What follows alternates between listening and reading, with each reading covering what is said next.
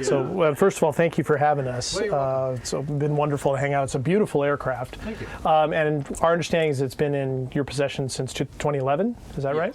Okay. Yes. All right. And you're the chief pilot, right? Anything else that we should know about you? Your chief pilot? Anything else? No, I think we're good. That's just what you do? No, that's it. We're all done. Now, have you been chief pilot since the plane was acquired? The chief pilot is kind of a ceremonial title, I guess. I'm the owner. So you are more than that. I own the company, I own the airplane, and I run the whole operation related to it. So, Wow. In aviation, that makes you a chief pilot. It makes you whatever you want, right? Whether you can fly or not, really. Well, it starts and ends here, and that's really what that's about. Okay, So. gotcha. So you purchased this plane. What's your connection to loving a plane this much to buy one and fly it the way you do it? This must go back a long way for you. I built a model of one when I was a kid, and just have always loved the DC-3. I mean, this is kind of the original modern airliner. Modern's a tough word to use when you talk about an 80-year-old airframe, but Right. but this airplane really started it all as far as the commercial airlines were concerned. Right. I built a model of one, and then I built another model of one, and then I built another model of one, and I just, it's got such beautiful lines, and it's an incredibly graceful machine. There's nothing fast about it, but when you're a 9-year-old kid building airplane models, that's not what appeals to you necessarily. So, Right.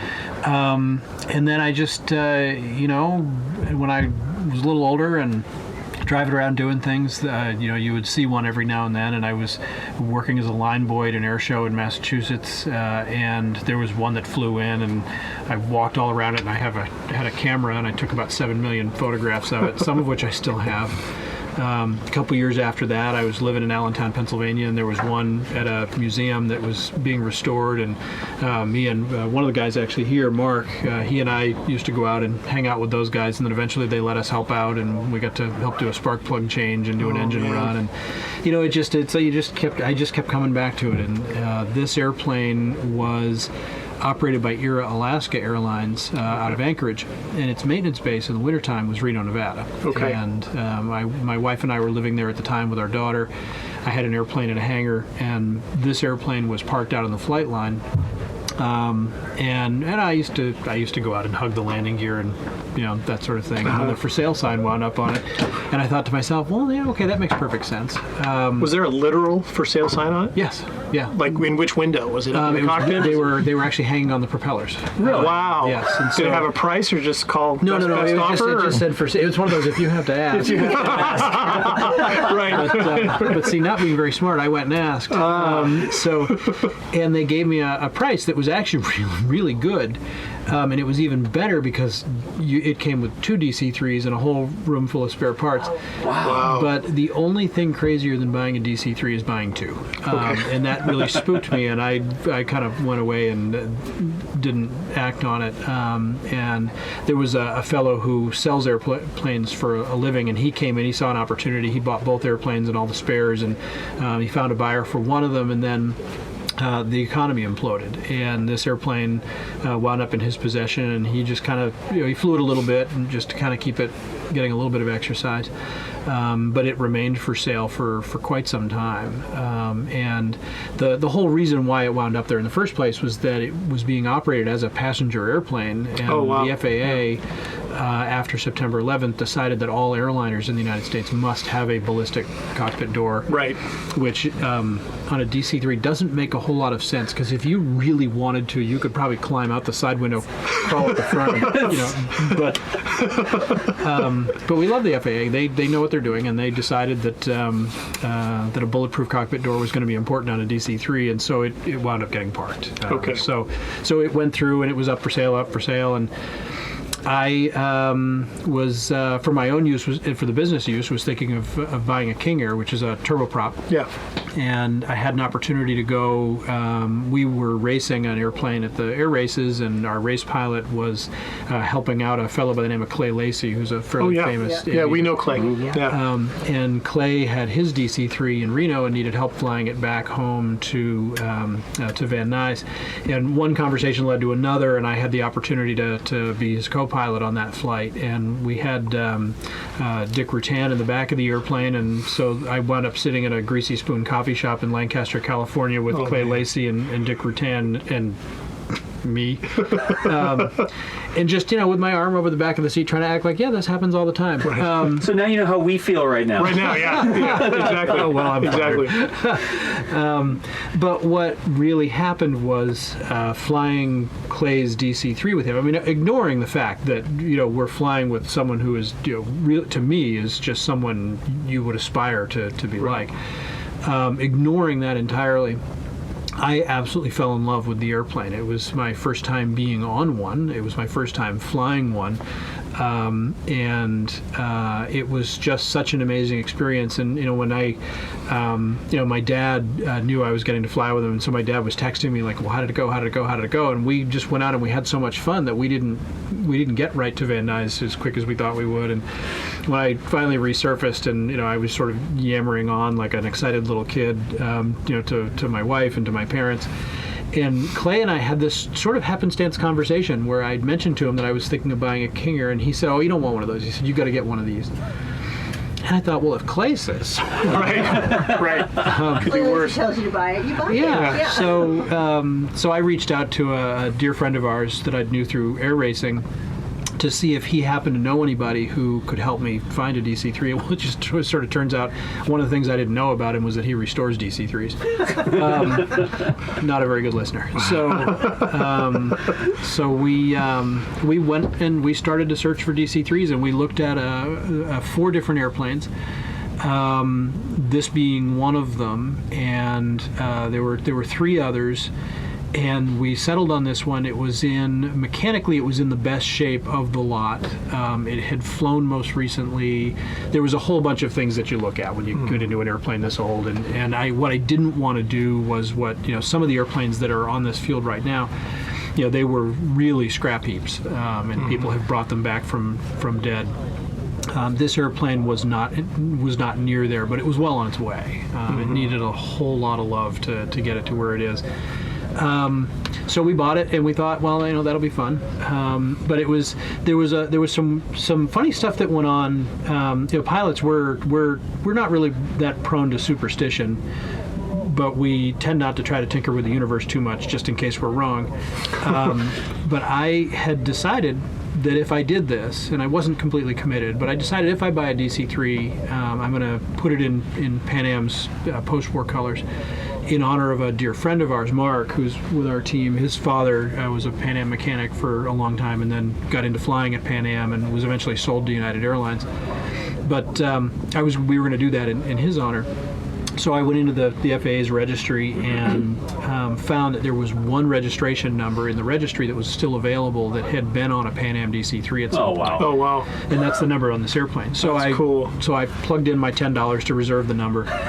You got to start someplace. Yeah, so right, exactly. I got this piece of paper in the mail that says, "Congratulations, you've got a registration number," but no airplane. No airplane. And then I went back and forth whether I was going to do this. We were still looking for an airplane. It took a couple of years, and it's sort of a long process. And I had just about decided that it was really too crazy, and my wife bought me a model of a DC-3. It's about this big, and it showed up in the box, and we threw it on the kitchen table and opened it up. And when I pulled the wing out of the box, I dropped it like it was hot, because the registration number painted on the wing of this model was our registration number. Oh, whoa! And that there was no when we bought the model on eBay, there was a picture of it. It didn't have any markings on it, so we didn't buy it for that reason.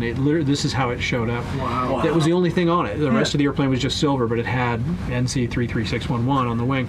And I thought to myself, well, okay, the universe has spoken. There you go. An airplane. There you go. Pretty much have to. So we acquired the airplane, took it down to Marana, Arizona, where we spent a long time just going through it mechanically and doing a lot of work, and then took it up to Ogden, Utah. Straube had a paint shop there at the time. They're fairly well known in the painting community. And I brought this project to them, and this was going to be a challenge. It's hard to do this type of work, and you really need some specialized skills. And they said, you know what, bring it to us. We can do this. And they did a magnificent job. It really came out nicely. So nice. It pops. It pops. And the color selection is interesting. Juan Tripp, who was the founder of Pan Am, was heavily involved in choosing the colors that were used at this time period. And it's the post-war period. So now World War II has just ended. And Pan Am decided it was time to repaint the fleet, and what they really went for was something that would pop. It needed to look bright and white, and it needed to look energetic and positive and confident, and this is what they settled on. And it really, on a sunny day, this is a beautiful looking airplane. But the problem was nobody knew what the colors were. It's not like you can just go to a book and say, well, it's that. And we wound up enlisting some help from a number of different people involved in research and that sort of stuff. And finally, one of the researchers we worked with, and I'm not going to say his name because I don't have permission to use his name. He's a very private person. Finally, he called me up and he said, I have color codes for you. And I was, fantastic, problem solved. And he said, well, don't celebrate yet. These color codes are from 1944, and he said nobody has these codes anymore. You're going to have to figure out what they equate to in modern, So thus began another 3-month research project. Yeah, wow. But that's historic airplanes. There's always something that you're chasing down, and so we did that, and that was good. And we had ID'd the left engine was going to come off the airplane and go away for overhaul because it was acting up. It had been abused. It really was a problem child. So we were moving the airplane from Ogden, Utah to Reno to do the engine change, and as soon as we pulled the gear up, the right engine failed. So we, after the engine failed, we went back into Ogden. Had wonderful help from the tower folks there, and they had 2 runways of the 3 shut down for maintenance, and like 17,000 airplanes in the pattern that day. On the radio, it sounded like O'Hare, and then all of a sudden, there's us. We're declaring an emergency. We're coming back, and these guys handled it like it happens every single day. They cleared the whole place out. In we came, and there was an FBO there that had just built this brand new hangar. They had no tenants for it, and when we reached out to them, hey, we're looking for a place to put the airplane. They welcomed us in like we were family. They came over, they towed us over, and the airplane lived in that hangar for about 15 months. Oh wow! Because now we had a right engine that we had to send away for overhaul, but we still had to solve the left engine problem. So we decided, it's got a good home, and they loved having us there. It was Kemp Jet Center out in Ogden, Utah. If anybody wants to go out and be nice to them, since they were so nice to us. But we wound up living there for about 15 months and did a double engine change. And since we were doing the engine change, we just decided let's just everything forward of the mounting brackets forward gets changed, and it became again another huge project. Right. And it is what it is. And we Mark's dad, Larry, who we did this for, he was hanging in there, and then all of a sudden wasn't doing well, and we were still about 3 weeks from being finished. And one of the sons called me and said, is there any way we can get him a ride on the airplane? So I called our director of maintenance and said, hey, we're running out of time. And he shipped a whole bunch of people up, and we got all the parts back on the airplane and flew it to Reno, Nevada, and took him and the family for a flight, and lost him a couple of days later. I've lost track of exactly what the count was, but it was within days. Wow. And but that was kind of neat. I mean, that's what we did it for. Right. And it's been real neat as we have flown the airplane around the country since then. Everywhere we go, and I mean, it's happened here as well. Everywhere we go, someone will come out and say, hey, can I introduce you to my dad or my mom, worked for Pan Am. Right. And we don't do public tours. A lot of the airplanes that are here will, charge you $5 to walk through it. We don't do that.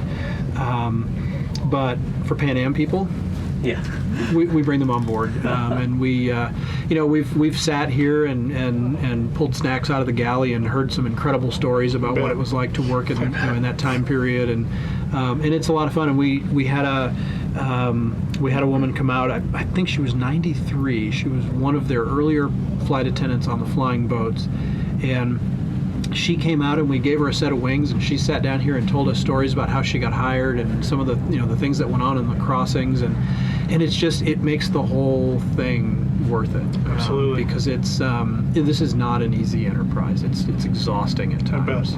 But you get those little moments. Yesterday we had a fellow. His name was Clive. He was an avionics technician for Pan Am in London way back in the day, and he had reached out to us on Facebook and said, I'd love to see the airplane. And so we told him, well, bring your tool bag because we got plenty of work to do. So Your tool bag.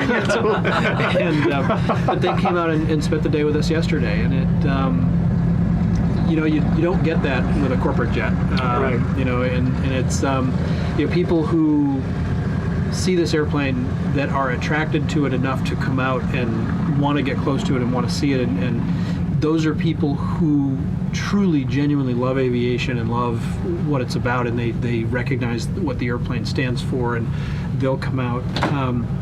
But what I often tell people is that doing this, it's really not about the airplane. The airplane is a piece of metal, and She's a pretty piece of metal. she's a very pretty piece of metal. The airplane is it's a piece of metal with fuel and oil and hoses and wires and gadgets. But as pilots, we tend to imbue them with their own personalities, and she has a wonderful personality. We tend to get emotionally involved in the airplanes. But the reality of it is that what really brings the joy to this is the relationships. I get to come. You guys heard from Eric all day. He talks a lot. You guys heard from Eric all day. The reality is, I get to go and fly this airplane with a bunch of guys who are very dear friends, and we get to engage in some very serious activities that are we play for keeps. You can really hurt yourself doing this. And what I often will remind them is that just because I own the airplane doesn't mean that I'm any smarter than anybody else, and it doesn't mean that I'm any better pilot than anybody else. I can kill all of us just as quickly as anybody else, and they should assume at all times that I'm wrong. They should assume at all times that I'm going to make a mistake. And we debrief at the end of every single flight, and there's no ego involved. Sometimes I do a good job, sometimes I don't. Sometimes Eric does a good job, sometimes he doesn't. And so we tend to look after each other that way, and that's part of that pact and that bond. And in our case, it's a real brotherhood where we get to look after one another in the pursuit of operating an airplane of this caliber. I think we do a good job. We've had some fairly experienced pilots come along with us, and they think we do a good job as well. But it's when it's all said and done, what I've said to the crew a number of times is we've made this crossing, and now as we're operating in Europe, these are the stories that we're going to laugh about when we're sitting in our rocking chairs in front of the old folks' home. Right. That's why we are doing this. Right. There is no practical reason to fly an 80-year-old airplane across 3,300 nautical miles of open ocean. Right. In fact, I bet you there's probably some places you can get locked up for bringing up the idea. But we approach things pretty seriously. All of us come from a professional aviation background, and we're here. The trip was fairly boring, which was really good. Yeah. One of our mottos is that excitement in an airplane is never a good thing. So write that down, chat. Yes. Excitement in an airplane. But it's been a lot of fun, and our wives have kind of suffered through this because they're not with us. They don't get to see how well things are going. They just get to watch the little dot crawl across the map. And our mothers have been watching as well, and in my case, my baby sister is she probably has a better idea where we are at all times than I do. So because she's got the map up, and all the people that work with her, they've got the map up, and they're watching it. So Right. But what has been really neat for us, I'm almost done answering your question. What's been really neat? You asked the question? When did that happen? What's been really neat for us is seeing just how excited other people get about us bringing the airplane here, because this airplane lives in our hangar, and I am so close to this airplane all the time, literally and figuratively close to it. that I don't see this airplane the same way you see it the first time you walk up to it. I see, oh, that's dripping over there, and why is the paint cracked right there? And, oh, you know, we're going to have to probably get a new one of these. That's what I see. But what I really enjoy is when I get to stand back anonymously most of the time. You've probably noticed I try to stay out of the way. But I get to stand back and watch other people come up to it the first time and see the joy. And that is why I do this, and it's why they help me do this. And he really That's did. great. He said when I asked if we could come inside, he apologized for the fact that the carpet was a little. No, we've been following the request without film. Yeah, we're not. Yeah. Put it on I mean, we've crawled in and out of some DC-3s that look like, you know, it was the day after D-Day. He's apologizing because our carpet's got a few Little fuzzy thing. little fuzzy things. We've got this really nice wool carpet, but we have we brought the vacuum cleaner, which we run through all the time, but we usually have a generator that travels with us, and at the last minute we decided we didn't need the generator, and we forgot. Well, now how are we going to run the vacuum cleaner? Right. vacuum, right? But good news, after I talked to you guys, I was talking to, there's another airplane here that we have a close friendship with, and they have a battery-powered vacuum cleaner, so he's going to bring it over. Score. So we'll be able to solve this problem. Well, I'm wondering if we could fast forward a little bit for everybody here. When was the first time you heard that this event was going to be going on? Was this something you had in mind for a while? And when the call went out, you just said, I mean, this is a big enterprise to operate it on a general basis. To do a trip like this is a big deal, and all the stories and those things matter. But where did the idea of being part of the commemoration of such a massive historical event, where did that fit into your thinking when you made the decision to fly over here? Well, we watched, I mean, as a DC-3 owner, the community of DC-3 operators is very small, and you get to know most everybody else, either directly or by relationship, by reputation. And Eric Zipkin brought Placid Lassie over 5 years ago, and so of course, you know, I mean, he's certifiably insane. I mean, who would operate a DC-3 over 3,300 nautical miles of open ocean? So he's nuts. So of course we're going to watch. And he did it, and it was relatively drama-free. Eric, I'm saying that intentionally. They had their challenges, and it was fun as a DC-3 owner then to learn about that vicariously and be like, wow, that's pretty cool. I heard pretty much right away that he thought it would be interesting to try to put together a squadron of U.S.-based DC-3s and operate them over. And 5 years out, everything's a good idea. Right. And so, of course, we're going to go, oh, yeah, sign us up for that. Yeah, that sounds like a good time. But as we got closer in, the realities of life take over. And we're all, we're all just at the 50 mark. I'm going to say it. We're still young guys. We've all got children that are still fairly young. We've got careers to manage. In my case, I've got a couple of businesses that I run. And taking 6-8 weeks out of life for any reason is really not something you can just do. So a year ago, had you asked me, I would have told you, probably not. And then as we got, and the folks that organizing DAX over Normandy here, they had reached out a couple of times, and I had just kind of said, we're still thinking about it, but we'll get back to you. But the reality is that the closer we got, the more I started to think, if I don't do this, come June, I'm going to be sitting at home, crying into my Wheaties, because this is such a once-in-a-lifetime opportunity. And so I did the same thing that I always do when I'm about to make a major decision that has a real foolhardy component to it. I called Eric, and I said, I'm kind of thinking, and I'm figuring he's going to try to talk me out of it. Now, you'd think I'd learn, because I called him before I bought this airplane hoping he'd talk me out of it. He failed to do that then, too. So I called Eric and said, what do you think? And he said, great, when do we leave? So that was really the entirety of the decision. And I thought to myself, I have done so much flying with Eric, and Paul snuck away, so we can talk about Paul now too. Paul is someone that I rely upon for maintenance decisions. He's a very, very skilled mechanic, and bounced it off of Paul, and I figured, well, Paul will tell me that I'm certifiably insane, and he said, well, if Eric's in, I'm in too, and here we go. There we go. So It's like getting the serial number on the model. yeah, right? it starts after a while. You start to realize, like, these guys are all, and these are the people I rely on to make good decisions. If that gives you any idea. It's like going to a bar when you're asking your friends, "Am I an alcoholic?" So we started a very serious planning process, and we approached it the same way we approach every flight with this airplane. That if at any point a member of the crew decides, "Hey, this is not a good idea," then we're done.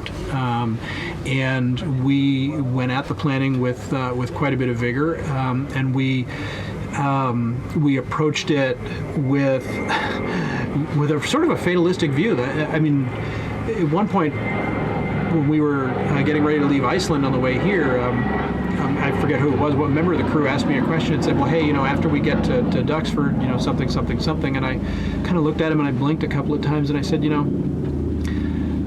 with all the planning I've been doing, I haven't really given any consideration to what happens after we get there. I'm so convinced we're still going to wind up in a raft floating in the North Atlantic that I wasn't really concerned with our hotel reservations because I don't care where we eat. Right?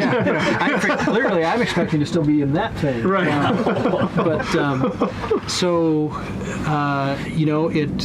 There was a stepping off point, though, to get back to your question. And that stepping off point, there was one bold line for the U.S. Airplanes coming over, and that was, if you were going to make the crossing, you had to buy fuel to be barged up to Bluey West 1, which is the old World War II airfield up in Greenland that's fairly storied. That fuel had to be purchased on December 31st. Oh, wow. So we made the decision on December 30th. And I reached out to the organizers here and said, hey, we have held off to the last possible moment. Would you still like us to come? And their response was absolutely affirmative, absolutely. So we, wrote the check and bought fuel, and sometime in March it wound up on a barge going up to Greenland, and and then you just start thinking, well, we've got fuel up there, we got to go get it, so we might as well go. And so that was really it. But it was. Wow. We've been asked a couple times, like, oh wow, you guys must be having fun. The other guys might be having fun. For me, during the crossing, this really was not a lot of fun. It's fun now. I love being able to tell the stories of, but at the time, every flight led, all it led to, the successful conclusion of every flight was not a victory. All it meant was, I get to start on the next one now. And because we had these tremendously long legs, and as soon as we're done with one, I'm into the next one. Right. So, and the crew, we'd all go out for dinner, and at least the way I tell the story is that they would all then go to bed and sleep soundly, and I would sit up all night planning everything out for the next day. Right. I don't know if that's true or not, but that's the story we're going with. So so it was exhausting, but it incredibly rewarding. But there was so much planning in it that at no time did it seem like like, oh yeah, let's do this. This will be a good idea. It really seemed like, okay, let's plan this seriously enough that we can talk ourselves out of it. Right. And then here we are. Well, this is well, we're really glad you're here because we've been hanging out with you for 4 hours. So we're really glad you came across, and that was good. and we're having fun, certainly. I mean, are there any questions, Dust, that anybody's asked? There were some questions. I think the first question was, so since you got out here, did you ever end up with a hotel reservation? Yes.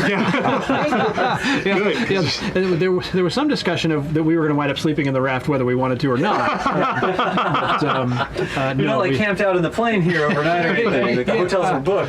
Yeah, we did, and we've and actually the organization here has been really, really helpful to us. When we've run into little things we've needed, but yes, we did. We are staying in a hotel. You stay in a hotel. All right, good. We got that out of the way. So there's another question you talked about. It's sort of being stressful to get the aircraft over here because it's an older aircraft and there's these hops and there are longer legs that you have to do. Did you have to notify the local authorities that you're flying over? Were you considered like a higher risk flight or anything like that? Because you're not a commercial airliner just across the Atlantic. Was there anything like, did you notify the Coast Guard or anything, or how did that work? There were there's a lot of regulations that govern air traffic between countries, Right. and basically what we had to do was adhere to those. Okay. So there's flight planning requirements, there's notification requirements. There are some equipment requirements. For Right, example, like we the have to rafts? have yes. Well, we've got to have a raft. Yeah. We're supposed to have survival suits.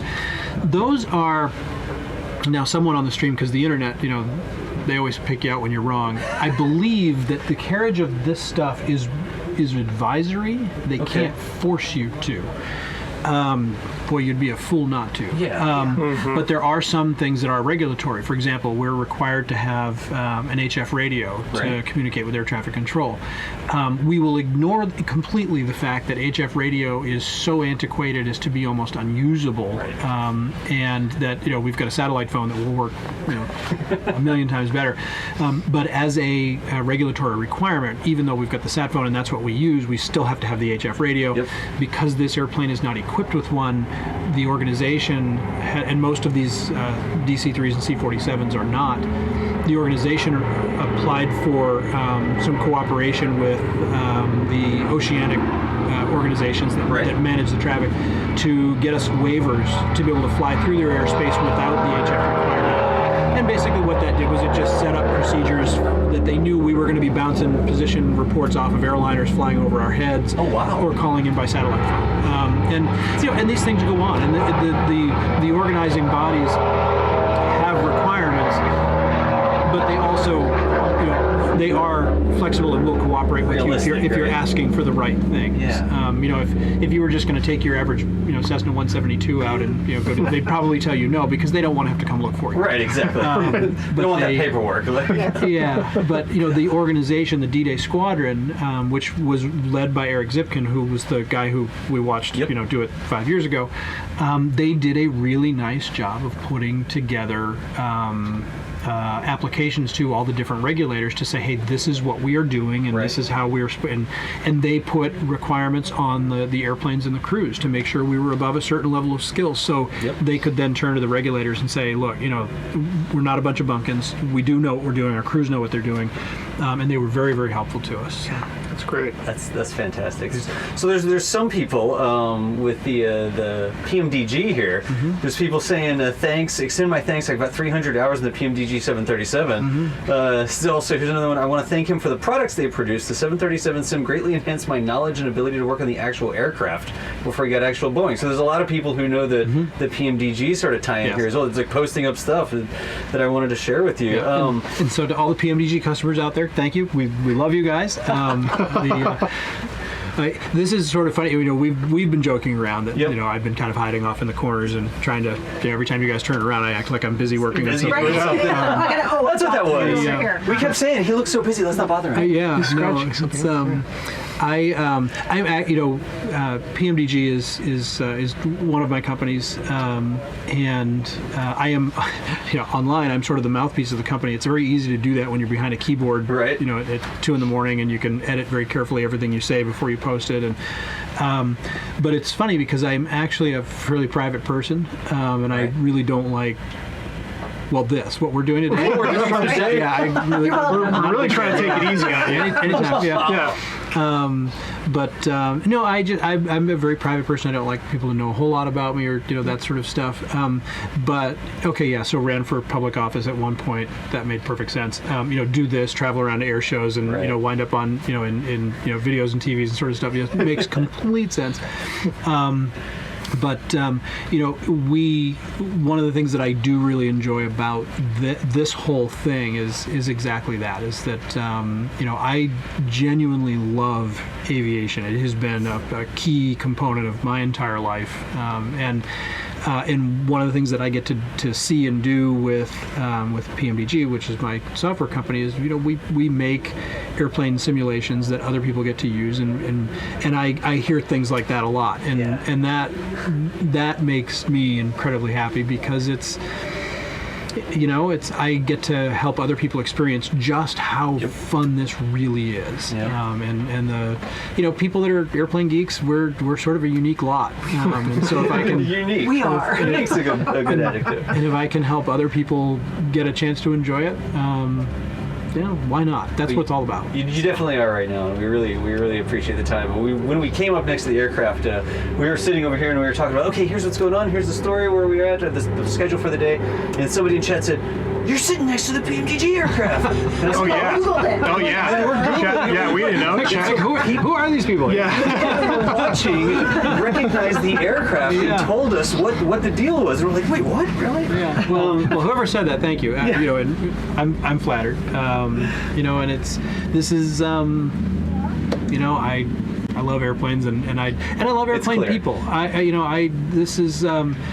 You know, I keep talking about it's the relationships. You know, being here in Duxford of all places, and the museum staff, everybody who works at this museum, they also love airplanes, and so it's so much fun. I mean, what other hobby can you possibly be involved in that you get to come and hang out in a place and be surrounded by people who also have the same affliction. Right. Passion. Affinity. Passion. Yeah, affinity. Yeah. Let's go with affinity. It's an affliction. Words are close. People with the same affliction that that you have, and it's sort of fun. And and again, standing around watching you guys see it for the first time, that is what I have to share another thing, right? Because I'm watching the reactions of the people that are watching this, right? So asking questions. And we're not really stuff just like texting our friends. Yeah, no, I'm just like, here. this is boring. Let me just check my email. People around the world too. No, so I see this sort of scroll of people chatting in real time, right? And as we were sort of sitting here and you were telling your stories about coming over and how the plane, how you came to have it and that sort of stuff, it was not moving.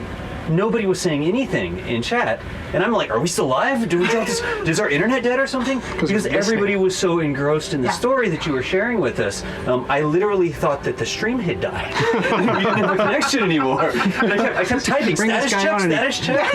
everybody hangs up. Oh, him again? Okay. No. It's just it's a room with almost 1,000 people watching, and everybody is just all ears, not sitting there normally on the type away on the internet, right? They're just listening to what you had to say. I can't say thank you enough for sharing that with us. Thank you. Yeah. So I know you see me here sort of looking at the phone, and I'm like, are we okay? I just figured I was boring you. I'm freaking out. Shoe shopping. Not at all. Not at all. Stressful for me because I'd forgotten I'd asked you questions. I was just listening to you talk about it because we've heard a lot of stories so far over the last couple of days of people, why they got into this and all that. And there's so much commonality, and you talk about this as a community, and I think that's a really appropriate way to talk about it. And then you get an event like this that really is not going to happen again in the same way, right? The 75th anniversary and a chance for all this to be together. And you have all these people taking part in something that everybody's going to be telling stories about over their rocking chairs eventually someday. And so that part gives it a whole lot of good energy. And we're so appreciative. We were supposed to be out with John Sessions. He decided to take off and leave us behind. Leave us. He was behind her. And let's be honest. I decided we were supposed to be out with John Sessions. I failed to ask Gene what time they actually flew at. I'm just like, hey, let's get on this little bus here. It'll be fun. I was going to get you off the hook on that. Right, that was really nice of you. But that's a different story than she told us when we were getting on the bus. I was there. I heard the original story. I did, yeah. You were there. And when you turned, you made eye contact with Eric because I was in my coffee like, well, I'm not talking to them. I'm just going to get my 5 donuts. But no, what really is extraordinary is that I have never seen this airplane fly. Because I'm always in it. Oh, right. Right. And I've been sort of writing about on our Facebook page that the left engine of the airplane has been sort of giving me a hard time. And this airplane has made me look like an incredibly skilled DC-3 pilot because I mentioned she's got a good personality. Right. But she has really been rewarding to me. And then all of a sudden on this trip, the left engine started acting up, almost impossible to start. And so we've been down for maintenance the past couple of days, chasing a problem on the electrical system that runs the ignition of the engine. Yep. And so we have not been able to join all of our squadron mates up there flying, and that's frustrating. But when you fly an 80-year-old airplane, the schedule is really kind of advisory only, and you do just kind of have to roll with it and make it up as you go along.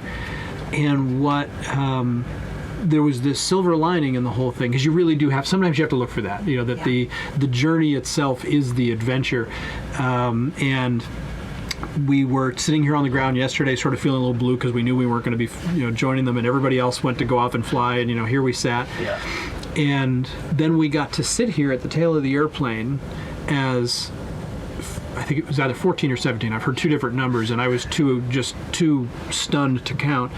But we sat here and watched 17, we'll use that number, it sounds better. We sat here and watched 17 DC-3s go over in formation twice. Yeah. And I just sat here looking at it, and okay, in case anybody missed it, I love airplanes. I had a lump in my throat watching this and the sound and all this stuff.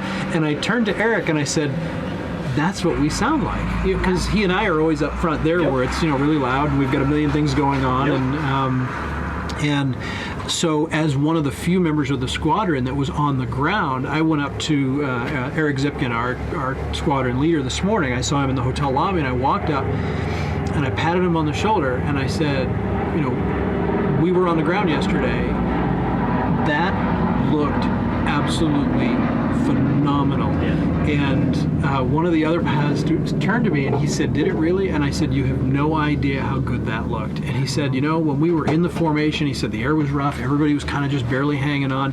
He said, I thought to myself, this looks horrendous. And I said, you know what? We saw it. Yeah. It looked beautiful, and it really did, and we got to see that. So there was, there's that little silver lining in there someplace. So it was fun. Yeah, that was neat. We got video of that from where we were. We were off the field by then, but we have some video that we posted up of that. And we were sitting, the three of us were sitting at a restaurant, and this little kid, local kid, who had a fur pilot hat on while he was at dinner with his grandfather, disappeared for a minute, and then came running in, screaming at the top of his lungs, "Grandfather, I just saw Dakotas fly over." Losing his mind, and just losing with the accent and everything.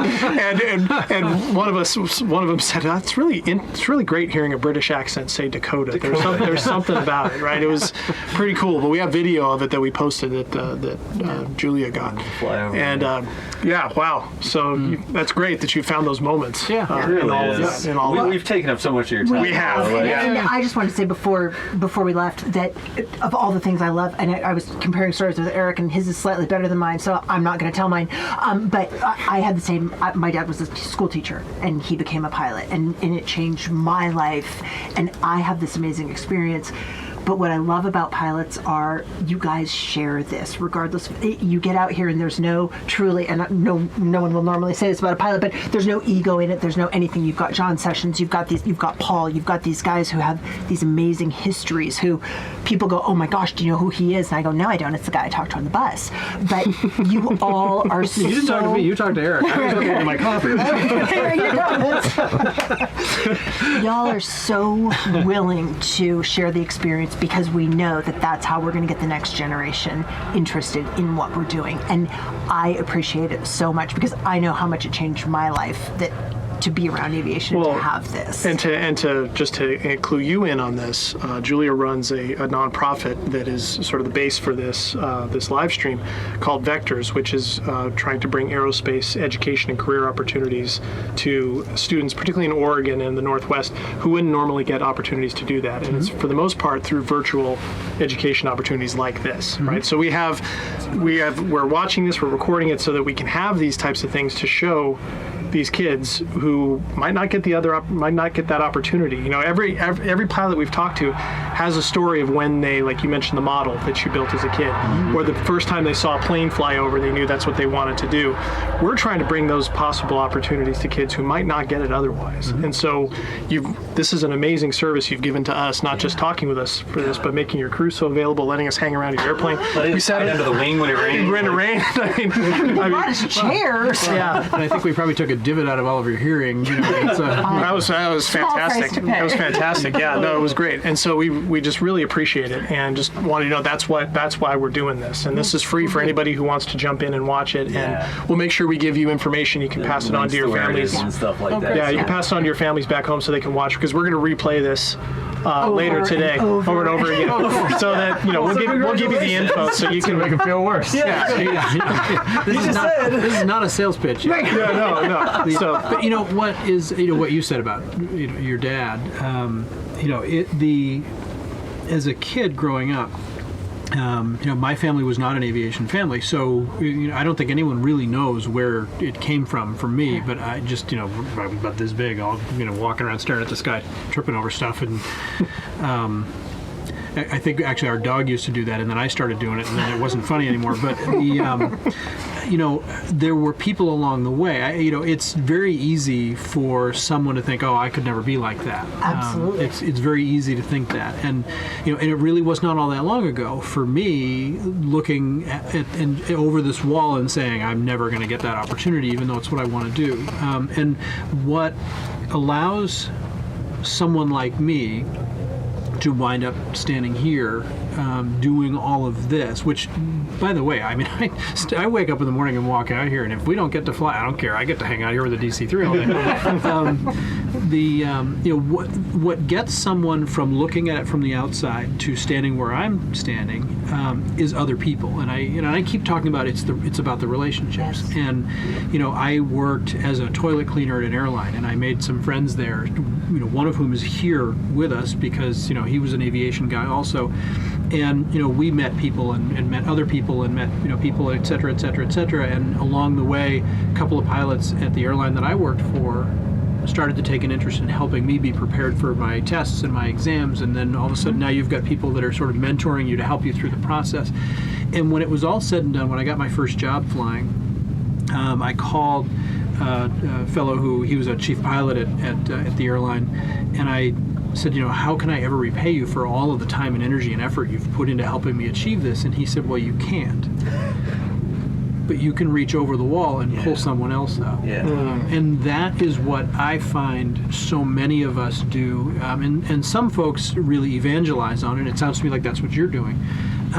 But some of us, it's more of a personal thing. I mean, it's folks that I meet along the way who and I mean, I can go down a fence line and I can pick out the kid that's got the disease. Absolutely. And so I'll focus on those little girls and those little boys.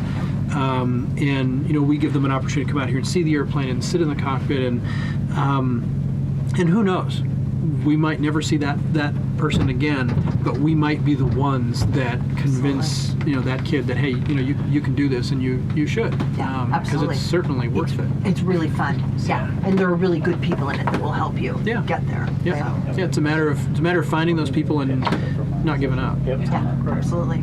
Thank you. Well, thank you for taking this Yeah, time. thank you You're so welcome. much. Really You're appreciate welcome. it. I'm glad you guys are on board. Make yourselves at home. Yeah, I appreciate that. Yeah. We sort of have. We sort of have. We got drinks. We haven't got we had chairs. Now, if we come out tomorrow morning and you guys have our little inflatable out here and you're sleeping in it, now we're gonna have a problem. Well, yeah. No, probably not. We have to go back to London tonight. Yeah. But now in Normandy, that might be another story because we'll be over there too. So. Yeah, we're heading over there as well. Yeah. Good. So, well, thank you for the time. Very You're much. welcome. Nice to meet you. Nice to meet Thanks you very as much. Das, what do you? What should we do? What I'm do going you to feel like doing? explain to people what we're doing, and we're going to be right back. I'm gonna thank the switch donors, places here. and then we'll come up with a plan. I think will be the deal. Yep, sounds good. Y'all, I don't know what you thought about that, but I'm dead serious when I said I thought the stream had died, because there's nobody chatting, and everybody was so captivated. I was captivated, but I was also freaking out because I'm like, oh gosh, check this one, check that. Is it okay? I cannot tell you the amount of sort of luck or meant to be or fate or whatever you want to call it that put us in this airplane today, not only so we could go up to the front and then see them do the engine tests and then see the planes fly over for the jump practice. They didn't actually end up jumping, but everything that happened, and then we could sit here and talk with Robert. I don't know what to tell you. Like, we're just here and we have the camera, and I'm so happy that we can share it with you. So I appreciate y'all's support, and I appreciate your participation, and I hope that was something that you really got something out of. I know that I did, just sitting here listening. Saber shaking his head behind the camera as it was well. powerful. There you go. Thanks, Saber. Yeah, it was powerful. It's just one of those things where there are times in life where you need to shut up and listen, and that's a good time to just listen. You know what I mean? Yeah, it was. You listen to the story and you listen to what he has to say.